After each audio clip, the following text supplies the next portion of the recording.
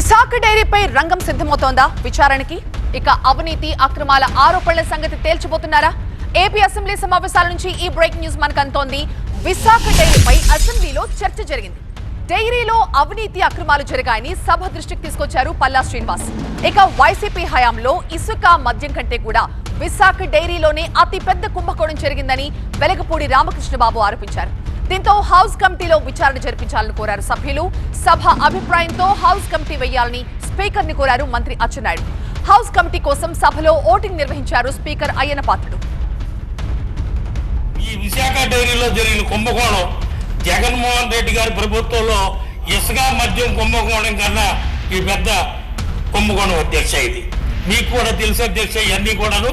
ఇకపోతే 1987 సంవత్సరంలో dairy development corporation ద్వారా మన ఆరిలో వాళ్ళ హెల్త్ సిటీలో 7 ఎకరాల 2 సెంట్లు ఇవ్వడం జరిగింది అధ్యక్ష.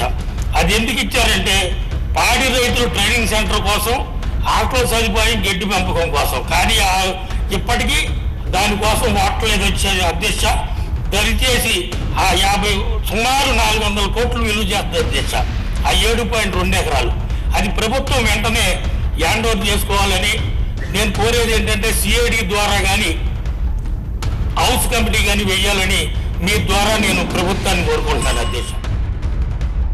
విశాఖ డైరీలో అవినీతి అవకతవకలు జరిగాయనే ఆరోపణలపై సమగ్రమైనటువంటి విచారణ జరపడానికి ప్రత్యేకమైనటువంటి సభా సంఘం స్పీకర్ గారు ఏర్పాటు చేయాలని చెప్పి నేను ప్రతిపాదిస్తున్నాను అధ్యక్ష. మీరు ప్రత్యేకమైనటువంటి సభా సంఘం పెట్టండి. ఈరోజు సభ్యులందరూ చెప్పిన అభిప్రాయాలు, ఇంకా ఎవరైనా సరే అర్జీలు ఇస్తే అర్జీలు అన్నీ తీసుకొని సమగ్రమైనటువంటి రిపోర్ట్ ప్రభుత్వానికి ఇస్తే తదుపరి చర్యలు